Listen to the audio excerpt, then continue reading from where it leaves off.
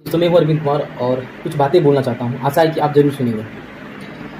मैं बोलना ये चाहता हूं कि गुजरात के अहमदाबाद में जो एरोप्लेन हादसा हुआ, जो एरोप्लेन क्रैश हुआ, उसकी शिकायतें बहुत सारे ट्रैवलर्स, बहुत सारे यात्री जो उस एयर इंडिया में जो ट्रैवल किए थे ऑलरेडी शिकायत दर्ज करवाए थे। महीने पहले लंदन ट्रैवल करते वक्त एयर इंडिया के इसी एयरक्राफ्ट की वीडियो शेयर करी थी, कंप्लेंट करी थी, किसी ने सीरियसली नहीं लिया और आज Air India flight to London crash with more than 200 people on board has crashed shortly after takeoff. मैं और मेरी दोस्त लंदन से वापस आ रहे थे बिजनेस क्लास में। एयर इंडिया की इस फ्लाइट की आप हालत देख लीजिए, कहीं कहीं से तो चीजें बाहर आ रही है। मेरी बिजनेस क्लास की सीट रिक्लाइन नहीं हो रही, पानी ऊपर से टपकी जा रहा है, एबनॉर्मल सी खर जैसी आवाज आ रही है बाहर से। एयरक्राफ्ट की हालत इतनी बदतर थी कि हमारे साथ बाकी लोगों ने भी कंप्लेंट करी। लॉग बुक में भी यही, ग्राउंड स्टाफ के सीनियर इंजीनियर को आने में 40 मिनट लगे और वो कहता भैया मैं कुछ नहीं कर सकता, प्रोटोकॉल के हिसाब से आप कंप्लेंट बॉक्स में कंप्लेंट डाल दो। वो भी किया, स्टोरीज डाल के एयर इंडिया को टैग करके उसकी कंडीशन भी बताई। मगर हमारे देश की नंबर 1 एयरलाइन है ये, तो हम विश्वगुरु बन के उखाड़ क्या रहे हैं। कभी कभार लगता है हमारे देश में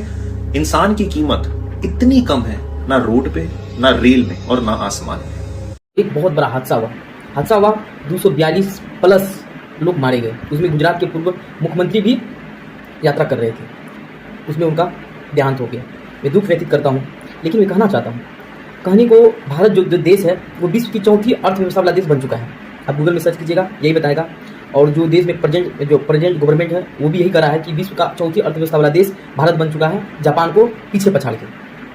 लेकिन उस अर्थव्यवस्था का हम क्या करेंगे जो हमारे लोगों को सेफ्टी ही नहीं दे पाते हैं, जो देश के लोगों को सुरक्षा मुहैया नहीं करा पाते हैं। बताइए, वो एयर इंडिया में जो इतने लोग मरे उसका दोषी कौन है? हम तो कहते हैं कि उसमें जितने भी अधिकारी हैं और जितने भी एयर इंडिया के जो हैंडल करते हैं सारे ऑफिसर को बीच चौराहे पे, बीच सड़क पे ला के पीटना चाहिए। जब उनकी मेंटेनेंस ढंग का नहीं था तो उसको उड़ान भरने के लिए क्यों रेडी किया गया? अरे भाई, एक इंजन फेल करता, दोनों इंजन फेल कर गया। दूसरा वीडियो देखिए आप, लेकिन देखिए सुविधा नहीं मिलने की वजह से इस महिला की जो डिलीवरी जो है फर्श पे ही हो रही है। बताइए, उस अर्थव्यवस्था का हम क्या करेंगे जो विश्व की चौथी अर्थव्यवस्था वाला देश भारत बन चुका है।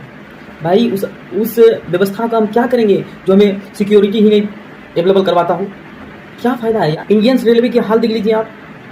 ट्रेन बनाने की जगह में, कोच बनाने की जगह में, डिब्बे बनाने की जगह में टिकट बनाने के नियम में बदलाव, एसी का टिकट ये ऐसे होगा और क्या कहता है स्लीपर का ये होगा।